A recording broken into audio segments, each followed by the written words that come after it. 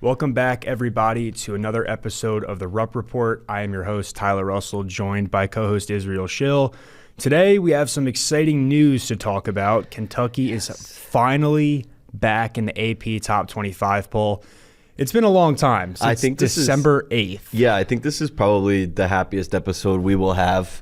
For sure. Hopefully not for the rest of the season, but up to this point, I mean, we're feeling good. Yeah. Besides the fact that the Patriots lost the Super Bowl.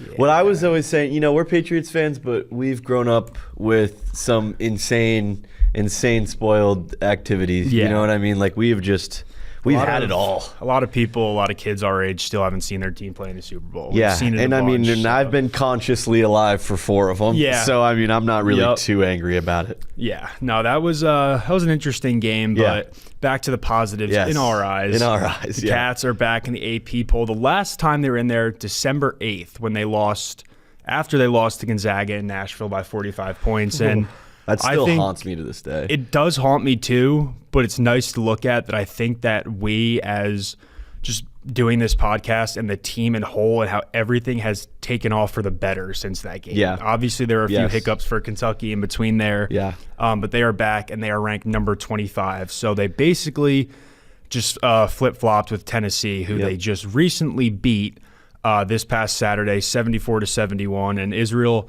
talk to me about that game. And why don't you also tell me some other exciting news that you had in terms of predictions with that game? Yeah, so I'm just going to say it wasn't on this podcast, so I feel like it's a little less valid, but it still counts because before the game, the post went up.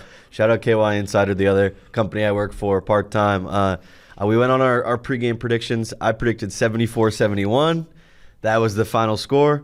I'm feeling pretty good about it. I was feeling pretty nice for the last few hours after the game. Yeah, I was like, wow, nobody has done this. I haven't the GOAT. Done it yet. Yeah. But I'm sure there's other people that predict the score all the time, so got to humble myself a little bit. But I mean, that was just an unreal game from start to finish. The atmosphere was amazing. Obviously, they honored the 1996 national champion team. They had the denim uniforms. It was all this hype piling up and up and up to this pinnacle, and that cherry on top of that ice cream tower was the dub. Yeah, that the Cats got. I think that in terms of the atmosphere, that was by far, in my 4 years of being here, 4 basketball seasons, the most anticipated game I think that I've noticed in terms of people getting fired up for it. It was everyone, every student you passed, your friend's friend. Hey, you going to the game? Yeah, I'll be there. Oh, is anyone selling student tickets? Like everyone wanted to be there, and for this exact reason, because it took them a little bit. The cardiac Cats rose from the dead again. Yeah. They were down. What was it? 47-33 at halftime. They allowed. I was hurting too. I was like, man, we're gonna get spoiled on the night. You know? Yeah, it was not looking good. Nate Amen and Jacoby Gillespie, I think, combined for 33 points in the first half. Yeah, it looked like no one could stop Nate Amen. I mean, at one point, I think he had 8 in a row or something like that going into the end of the first half. Yeah, it made me really wish that he never flipped that recruitment back over the summer. He was by far the biggest, oh no, something bad's going to happen with him, because he was unguardable. Tennessee made 8 3-pointers in the first half. So now Kentucky goes in at halftime again, trailing at home. The Untouchables were in attendance. They just completely looked not lost on offense. They put up 33. They were contributing, but defensively, their closeout perimeter defense was terrible. Yeah, I mean, it was like they couldn't do anything on the defensive end. But I will say Tennessee was not missing. Yeah, like they were. They really were not missing. I mean, they were. Granted, Kentucky wasn't playing good closeout defense and was letting them get these wide open shots, but they weren't missing them. And we've seen Kentucky get plenty of those opportunities where they get to shoot wide open threes, and they've blown it in the past. Take advantage of it. Exactly. So Tennessee really took advantage of it, but it's really how Kentucky was able to scratch and claw their way back into that game starting in the second half. Yeah. And then the finish, obviously, the Colin Chandler 3. Yep. But I mean, it was a great performance in the second half. Yeah, I mean, they outscored them 41-24, so they were obviously doing something right. And like you mentioned, Colin Chandler, he only had 9 points, which last year for Colin Chandler, it wouldn't have been an only 9 points. It would have been, holy crap, he got 9 points. This year, I think his new career high is 18. Yeah, I believe so. He's gotten up there, but he had 9 points, but the biggest contribution was there was 33 seconds left. I believe Kentucky was down by 1. I think it was 69-68. I want to say it was 2. Was it 2? I want to say it was 67-69. Or 60. Like, I want to say that it put us up by 1. Yeah. So they were down 69-67. Regardless of what it was. Regardless of what it was. They were down by 1 or 2. A massive three-pointer that, hear me out, and we're going to play this clip for you guys. This is my video. This was by far the loudest crowd pop I have ever heard in my entire life. I've been grateful enough to go to numerous pro sporting events, college sporting events as a fan, as a member of the media. Every time I watch it back, and in that exact moment, that is the loudest crowd pop I've ever heard in my entire life.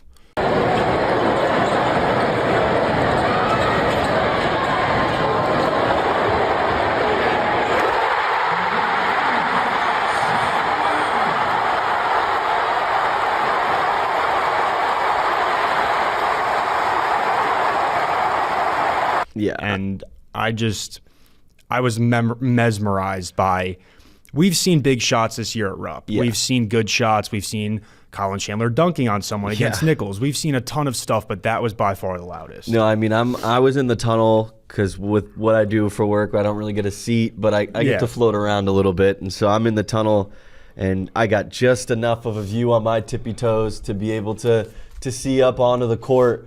And I see, first of all, Ortega hit that layup where he just like chucks it up while falling, and it just hisses off the glass and goes in. It was beautiful. Yeah. And then you see him driving baseline, and you're like, oh, he's cooked. Like he's got nowhere to go. Triple team. Yeah, he's got nowhere to go, and he just boom, sends it out to the 3-point line. Yeah, and Colin didn't even blink. I mean, he nailed that thing. We were freaking out in the tunnel, jumping up and down, screaming. You know, I think that's the difference between what you do at the games. What I do at the games is I'm allowed to celebrate as long as the right people aren't watching. You know what I mean? No, I know what you're saying. Can't really cheer in the media press box. Yeah, huh? I was watching it. You know, I was typing, and I was like, look up, see Ortega throw it, and I was like, oh my god. Yeah, you're like, and then he hit it, and I was just had to sit here like, wow. You just have to wow. I will say I was more so actually genuinely like, oh my god, wow. Yeah. So it was kind of a little bit easier than just excitement, throw myself back, totally kind of thing. But yeah,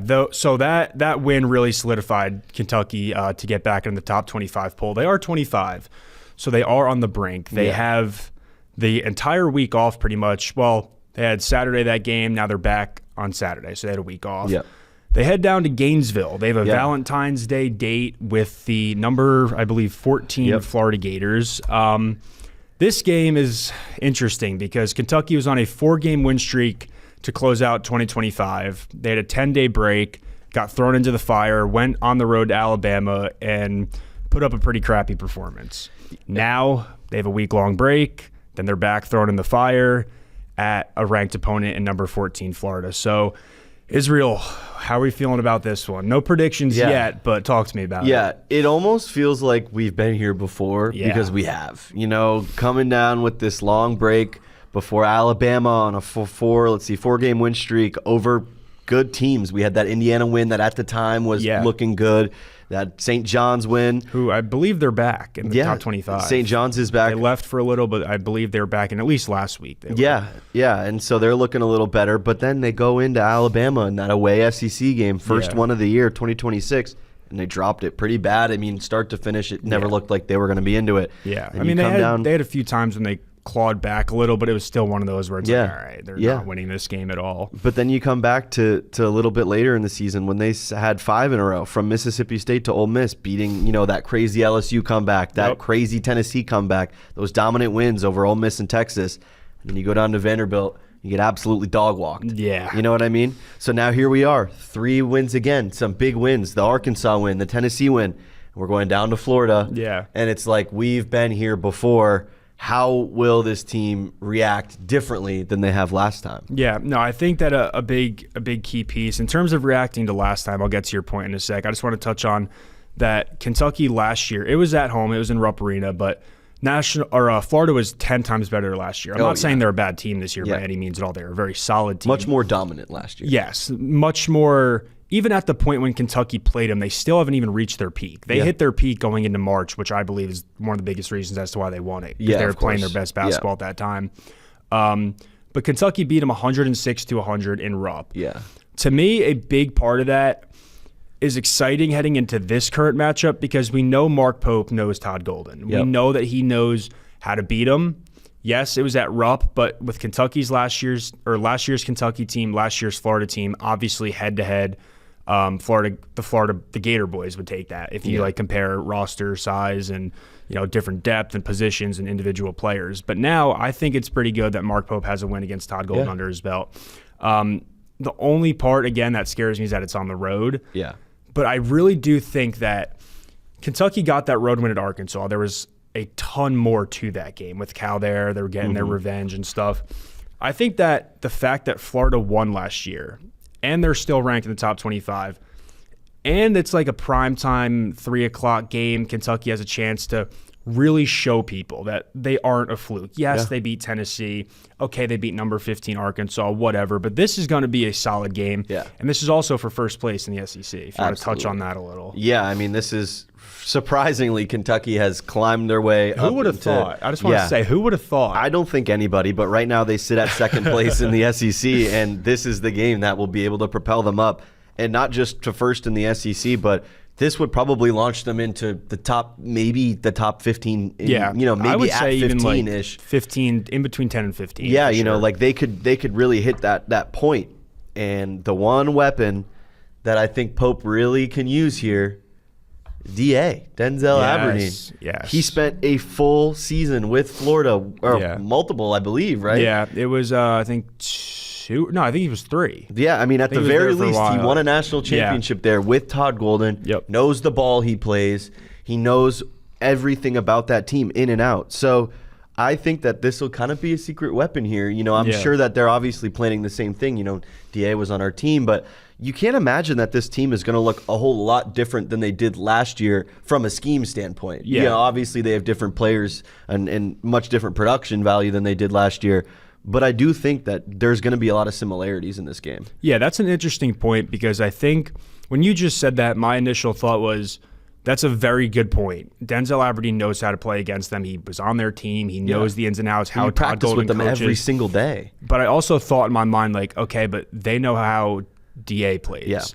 But then I just thought about it again for a second. DA has exploded this year. They have Xavier Lee and Boogie Fland, who were not on that team last year. Yeah. So the guys that are going to be guarding Denzel were not the ones who were guarding him in practice at Florida last year. Yeah, it's very true. I think Boogie Fland probably, I would just assume, guarded Denzel when he played for Florida. But still, that's such a different thing than being on the same team and practicing with them every single day. So I do think I like that point. I think that Kentucky and Denzel Aberdeen are going to have the advantage there. And I do think DA is a different player than he was last year. He's much more rounded out. Yep. Much he has more complete. Of a more dominant role. Not just that guy off the bench kind of thing. Absolutely. So even if they think that they can, attack his weaknesses, I think he's probably capitalized on a lot of those since last year. So I do think that will be, that secret weapon that Mark Pope kind of pulls out. Obviously not really like secret. Everyone knows DA and the production he's doing on the team this year, but somebody who could really make that big step up. But also another thing, to your point of why you think that Kentucky is going to do well here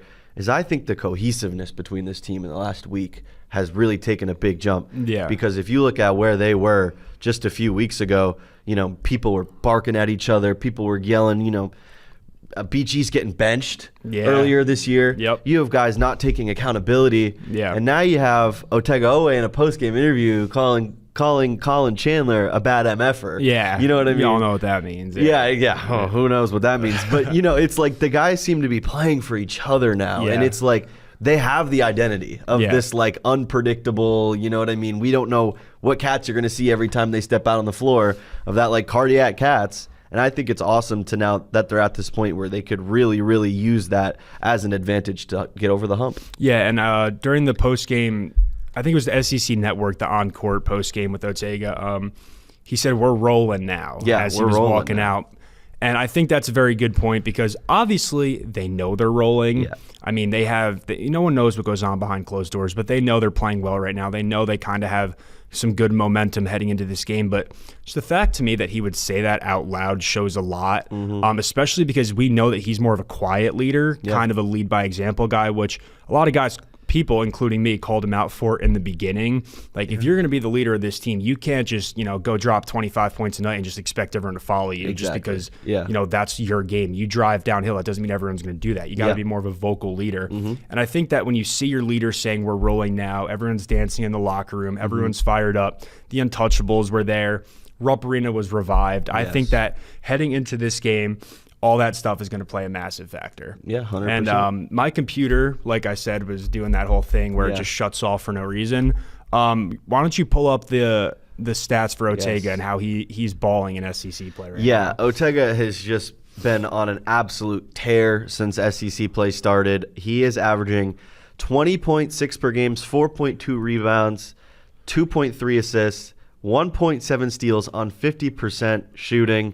He was named the SEC Co-Player of the Week and put up a game-high 24 against Oklahoma last Wednesday. The coolest part, I think, that we didn't really realize until right before we started recording, Ortega's just 5 points shy of reaching 1,000 career points, be the fifth transfer in UK history to hit that mark. Yeah. I mean, that's impressive That is extremely impressive, and I'm not taking anything away from Ortega. I'm just putting this more on the NCAA now with how everyone's transferring. I do think that number is going to elevate a ton within the next couple of years because everyone's transferring. Yep. But nonetheless, 5 points away from 1,000 career points is a milestone that not many people get to achieve. Yeah. If you really think about it, you probably have heard about it a lot from your favorite player in college, this guy, this dominant guy. When you really think about all 364 NCAA Division I teams, teams that you don't even know exist probably, the guys on that bench, they count in that. Yeah. They're never reaching that. No. And Ortega is going to reach that. I'm assuming, obviously, if all things go well, he's going to put up 5 points against Florida this weekend.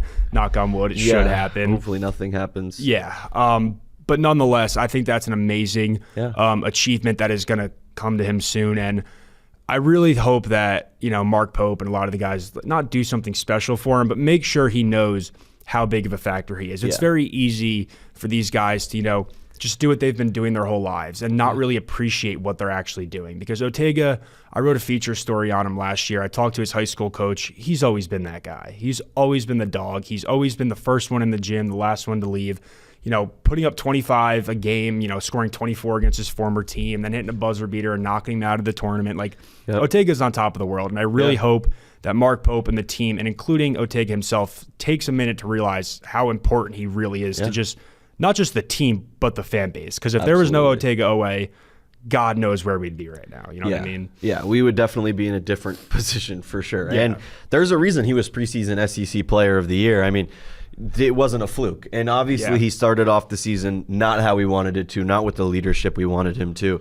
But he has really come into his own and really brought this team back and brought the vibe back to where it needs to be. And, I mean, depending on what happens at the end of this season, Owe can be going down in some serious Kentucky basketball history. Yeah. You know what I mean? Yeah, absolutely. And it obviously depends on what happens with the SEC tournament and what happens in March. But as of right now, he's already, as far as you and I have been here, we were here, Oscar Tshiebwe's last season at Kentucky as a freshman. But, since then, Ortega's been that guy. And he's been the one dude to be consistently Kentucky. Yeah. And he's been that constant for the fan base. So I do think that he's extremely important, but he will continue to be extremely important for every Kentucky fan. Yeah, no, I totally agree with that. And just the fact that we have someone like Ortega Owe to cover is awesome. Yeah. The fact that he is just on this campus, the fact that he came here from another SEC school, and seeing what he does to his old SEC school. I mean, we're not going to touch on the Oklahoma game very much, but 24 points in that game. BG also 20 points, 11 rebounds. It's just something about that whole Oklahoma thing that gets those two going. Yeah. So, but you got any predictions for me for that Florida game? Yeah, at first I was like, I think Florida's going to do it, and I was bringing up those losses. But now the more we talk about this team as we come through this episode, the more confident I am in their ability to get it done on the road in these high-pressure games. I think I think I'm going to go 80. Let me go like 87 to 81 Kentucky. Okay. I'm going to say 82 to 77 Kentucky. That's only because Kentucky, I think, is averaging around 81 points per game, which is 12th out of 16 in the SEC. Mm-hmm. And I think Florida averages the third most points per game. But I do think Kentucky's going to find a way to limit them. I think, like we all talked about, the momentum, how they've been playing recently, how individually they've been playing recently. I do think that they're going to have enough to knock off the Gators, on top of Mark Pope already kind of figuring out Todd Golden last year. Give me a DA legacy game. Yeah. Denzel Aberdeen drops 20-plus in his return Dude, honestly, to Florida. That's not a bad take, because I think he's done that a few times already this year. So, hey, if we get Otega getting 20 to 25, DA getting 20 to 25, I mean, that's 40, Colin 50 Chandler right getting there. 3 to 4 threes, that's already like, what, 60-something points? Yeah, 67-ish. Yeah, something like that, yeah. No, I mean, to that point, actually, Owe, I mean, against Oklahoma, he was 3 of 4 from 3. Really? Yeah. I didn't even realize that. And it kind of felt weird. It was like, when he hits his shots, this team does pretty well. If you ever notice, he always does like when he's going to shoot 3. You know how LeBron like kind of looks at the ball? Yeah, he does the signature move. Yeah, that's kind of like turned into a noticeable thing. Yeah. Really pay attention to this. When you see Otega at the top of the paint, if he always starts like this, he's going to always cross over. But if he starts rocking back and forth for a couple seconds, you know he's about to hit that hitch jump shot. Yeah, oh yeah, because he pulls himself into the hitch. Yeah, exactly. He rocks back and forth, and then you could tell he's about to pull it. But that hitch jump shot, I remember seeing it last year for the first time in person. I was like, what the hell? I mean, even this year when I saw it. Well, it's still ew, but just the difference between this year and last year is now it's going in. Yeah, so, that's very true. Last year there was a lot of difference. conversation about that. Yeah. But that about does it for us here on this episode. We appreciate you guys for tuning in. We'll be back to you next week. Kentucky has a pretty long week off, but then they have a Valentine's Day date with the Florida Gators. So